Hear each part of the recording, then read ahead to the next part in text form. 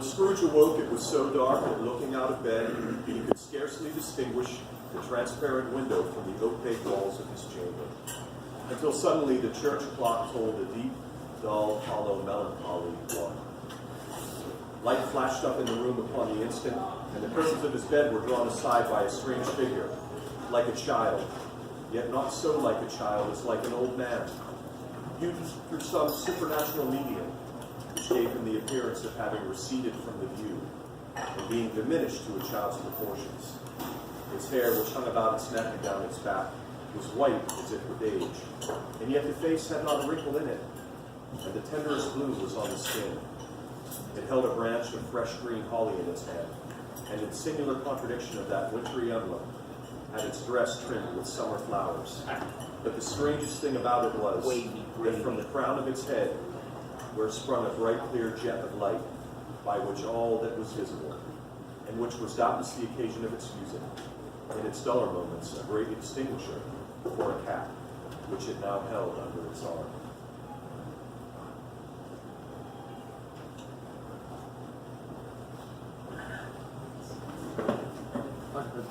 Are you the spirit who was foretold who would be visiting me this evening? And who and what are you? I'm the ghost. Long past? Your past. My short, genetically. The things you will see with me are the shadows of the things you have been. Ah, indeed, smoke a joint, it fits. Then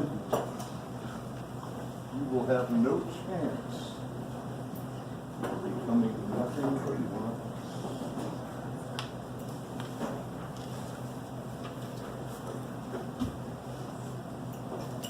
It would have been vain for Scrooge to plead that the weather and the hour were not adapted to pedestrian purposes, that bed was warm and the thermometer a long way below freezing, and that he was clad but lightly in his slippers, dressing gown, and nightcap, and that he had a cold upon him at that time. The grasp, though gentle as a woman's hand, was not to be resisted. He rose, but finding that the spirit made towards the window, clasped its robe in supplication. There, a touch of my hand here. Indeed. I'm mortal and I'm liable to fall. You don't. Spirit, where are we going? As the words were spoken, they passed through the wall and stood in the busy thoroughfares of the city. It was made plain enough by the dressing of the shops that here, too, it was Christmas time. Do you know this place? Yes, indeed, it's I apprenticed here. I apprenticed here so long ago. They went in, at sight of an old gentleman in a Welsh wig sitting behind such a high desk that if he had been 2 inches taller, he must have knocked his head against the ceiling. Ah! It's Fezziwig! It's dear old Fezziwig. He's alive. He's here. It's Fezziwig. Ah! Old Fezziwig laid down his pen and looked up at the clock, which pointed to the hour of 7. He rubbed his hands, adjusted his capacious waistcoat, laughed all over himself for his shoes, to his organ of benevolence, and called out in a comfortable, oily, rich, fat, and jovial voice, "Yo-ho there, Ebenezer, Dick!" A living and moving picture of Scrooge's former self, a young man came briskly in, accompanied by his fellow apprentice. Dick Wilkins! Ah! Dick Wilkins! Dick. Dick. Yes, William. Ah. "Yo-ho, my boys," said Fezziwig. "No more work tonight. Christmas Eve, Dick. Christmas, Ebenezer. Let's have the shutters up before a man can say Jack Robinson. Clear away, my lads, and let's have lots of room here. Clear away." There was nothing they wouldn't have cleared away or couldn't have cleared away with old Fezziwig looking on. It was done in a minute. Every movable was packed off, as if it were dismissed from public life forevermore. The floor was swept and watered, the lamps were trimmed, fuel was heaped upon the fire, and the warehouse was as snug and warm and dry and bright a ballroom as you would desire to see upon a winter's night. There's no need for that. In came a fiddler with a music book, and went up to the lofty desk and made an orchestra of it, and tuned like 50 stomach aches. In came Mrs. Fezziwig, Fezziwig's wife. In came the 3 Miss Fezziwigs, beaming all over. In came the 6 young followers whose hearts they broke. Away they all went, 20 couples in all.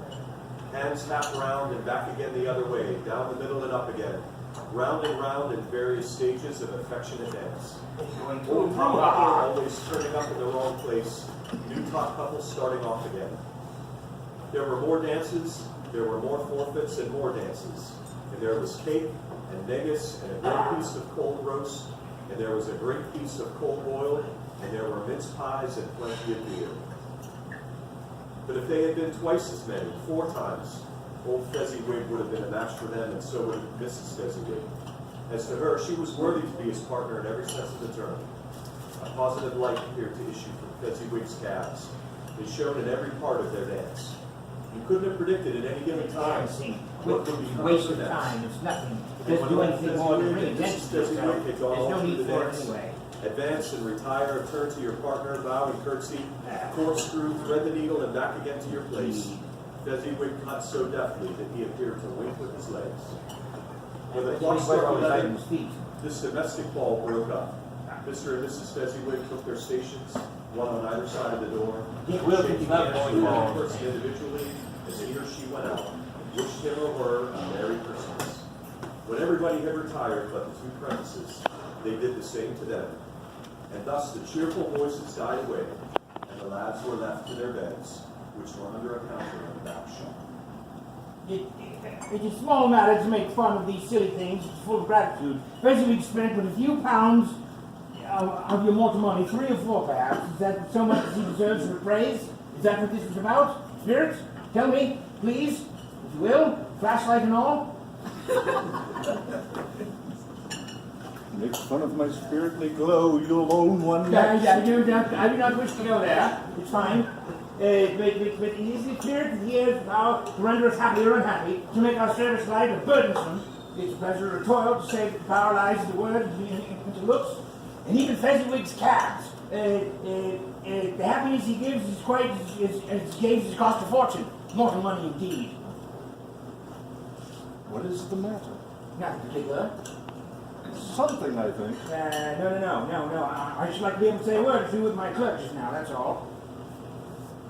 Time is short. Please hurry. Indeed. This was not addressed to Scrooge or to anyone whom he could see, but it produced an immediate effect. For again he saw himself. He was older now, a man in the prime of life. He was not alone, but sat by the side of a fair young girl in a black dress, in whose eyes there were tears. Help?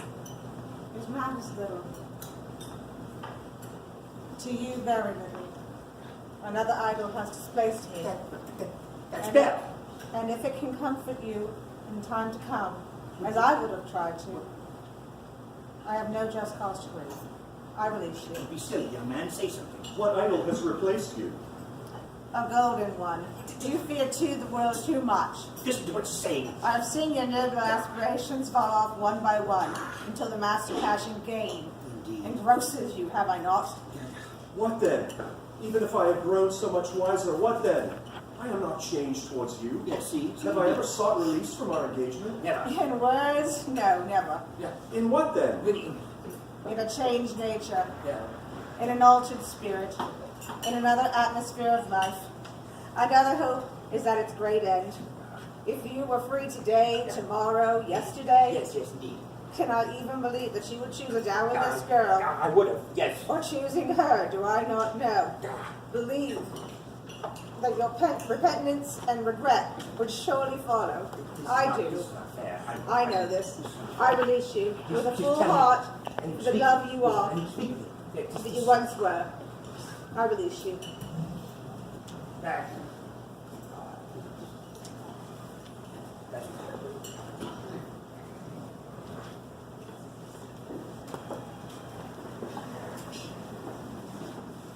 Spirit, please, remove me from this place.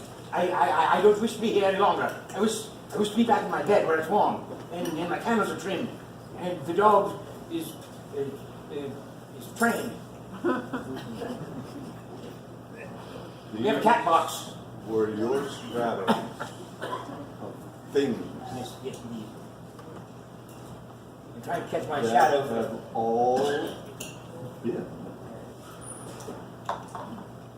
Yes, that they are what they are Yeah. belongs to you. No, don't let us touch me. No. Remove me. I cannot bear it. Take me back, please. Indeed, take me back. Please, please, take me back. I hate groveling. It's so uncivilized. As he struggled with the spirit, he was conscious of being exhausted and overcome by an irresistible drowsiness, and further, of being in his own bedroom.